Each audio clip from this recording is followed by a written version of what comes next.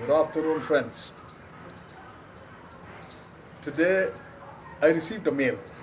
In mail there was a magazine and an article written by one of my old course mate, an army officer, a friend, now settled in Canada, very successful there also. And he had written an article there, very interesting article, you see. And it was published in one of the very leading magazine in the Canada. So he sent me that magazine and his write up for my comments, and that gave me the title of my talk today, and that is the hallmark of individuality. And so my friend, I will not name him because he is also hearing, but he will know. Others should not know. He felt the keynote of his letter was that his passionate desire not to conform. He wanted to be a non-conformist since the day he was born, all his life. And he was quite convinced that by submitting his individuality, as he has called it, to a sort of excessive discipline, he would also end up being as one of the herd in a school, 30, 40, 50 students. He would also become like one of them.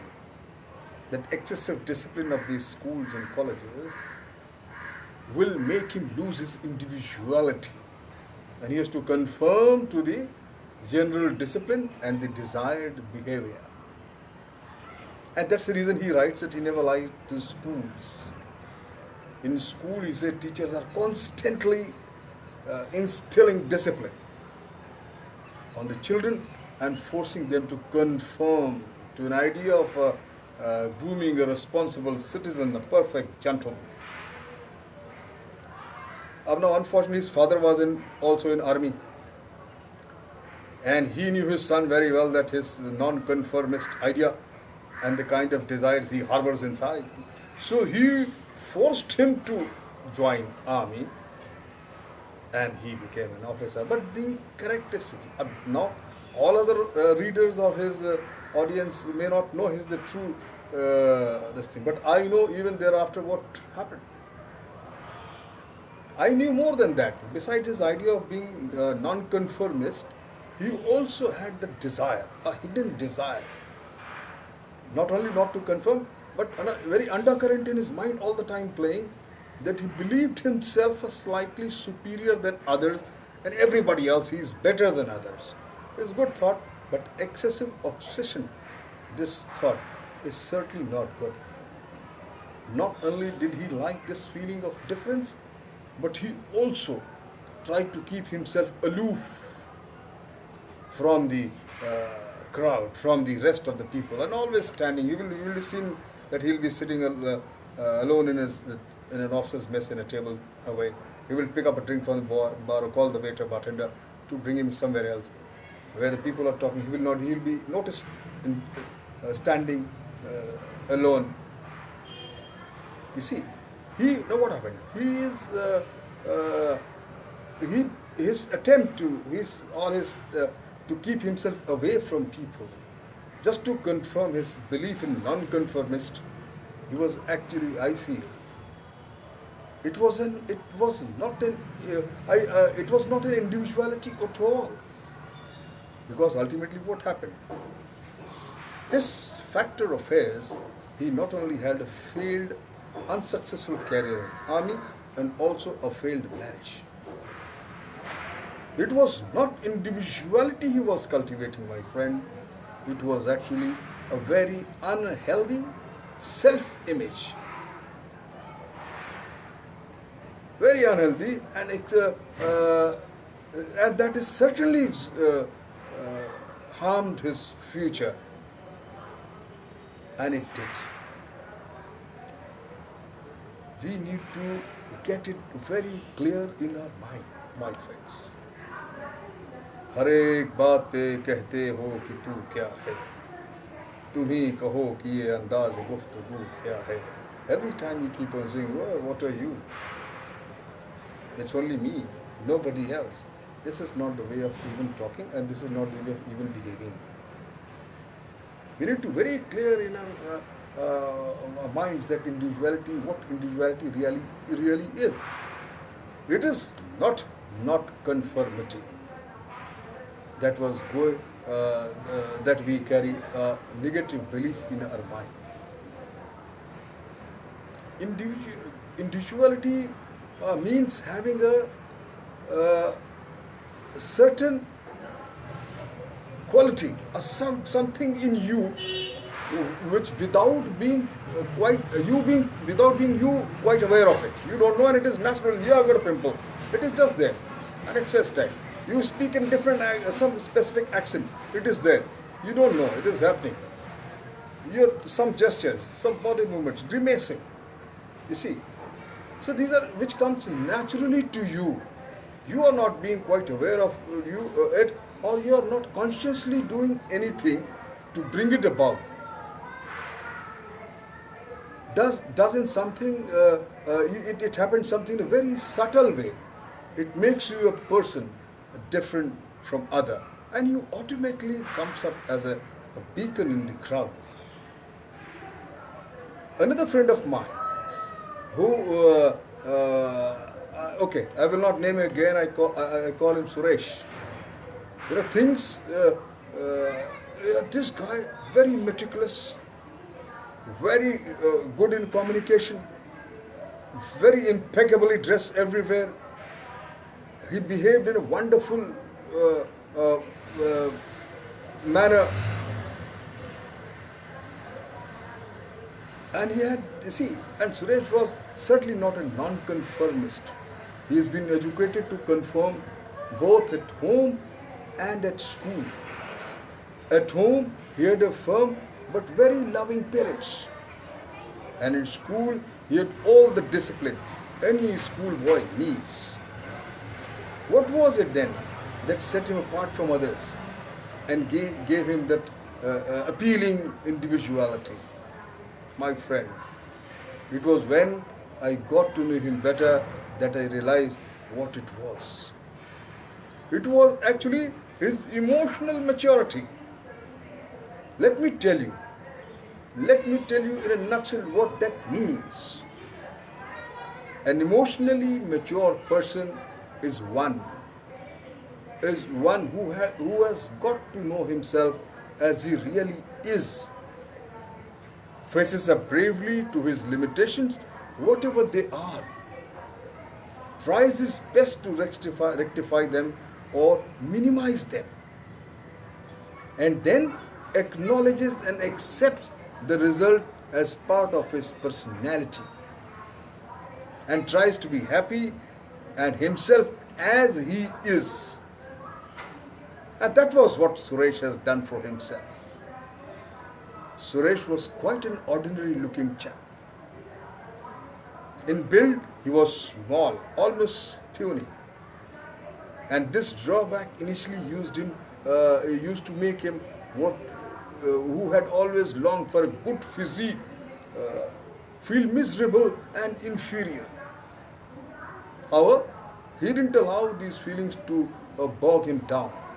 Instead, he did all he could do, try and overcome this handicap of his physical limitation of not very tall or very healthy.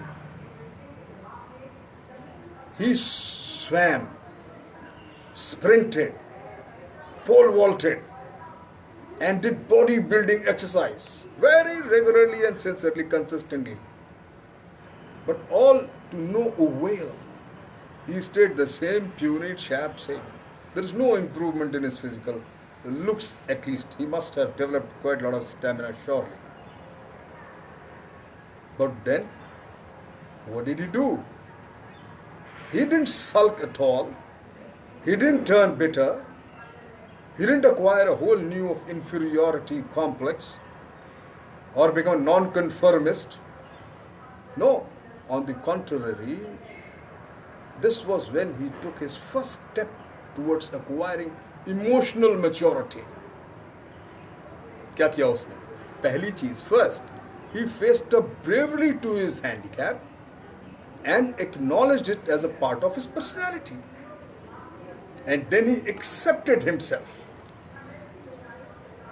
After this, he did a bit of constructive thinking. He wanted to find out if there was any good quality that he has, and that would balance or compensate him of his physical handicap, which he thought. He discovered that he did have a precious asset. It was something that none of the those handsome, well-built, chiseled, six-pack friends he had possessed that quality. He was that, and he was a gifted speaker. He could communicate better than anyone else. He had a good voice, fluency of expression. So what he did now was to work really hard on this asset which he had. And I'm sure, I'm telling you, friends, his hard work paid off, because today I'm telling you that I've never heard a better speaker than him. I'm deliberately not taking his name because he is still very shy of his physical handicap, despite doing such a wonderful job as a motivator or a speaker. So what he did now was to work really hard. He worked very hard on the asset he recognized that he possessed. He became an extraordinary good speaker. Actually, he was a brilliant speaker. And he is still, whenever he talks to me, he inspires me. He had wrested victory over handicap. And he did a very simple exercise. Firstly, he acknowledged the kind of personality he is blessed with, the God has given. He can do nothing about it. We all have certain comes up. हम सब में कुछ खूबियाँ होती हैं, कुछ खामियाँ होती हैं.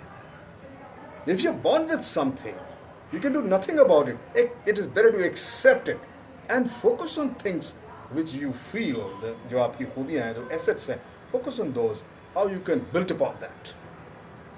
Suresh did the same thing. He acknowledged his handicap is a part of his personality. And then what he did? He did a little bit of constructive, creative thinking. He realized his potential, his aptitude, and he built upon that. He worked upon that, and he achieved tremendous amount of success. My friend, remember, things could not have been easy for my friend, surely. Remember, unless hard work, there's no shortcut to hard work. Especially when you're starting on doing something. Learning the difficult lesson of acceptance first, and discovering and working on the specific asset you have is called for a tremendous amount of determination, courage, and hard work. And incidentally, we all have that. But my friend Suresh, he made it. He believed in himself. He also believed that he must do his best, and rest he just forget about it. And I feel that is the way, that's the right way and the best way, my friend. I've got a only suggestion to you. The hallmark of individuality is not ever try to be non-conformist or try to develop a sense of superiority over others to that extent that it becomes harmful. You end up as a mental case. But the better way is the Suresh way. And I end up my talk by saying, हंसते रहे आप हजारों के बीच में. You should be laughing amongst everybody. हंसते रहे आप हजारों के बीच में, जैसे हंसते हैं फूल बहारों के बीच में. रोशन हो आप दुनिया में इस तरह, जैसे होता है चांद सितारों के बीच में. Mix with people, meet people, and still retain your individuality. That is the hallmark of individuality. Thank you very much.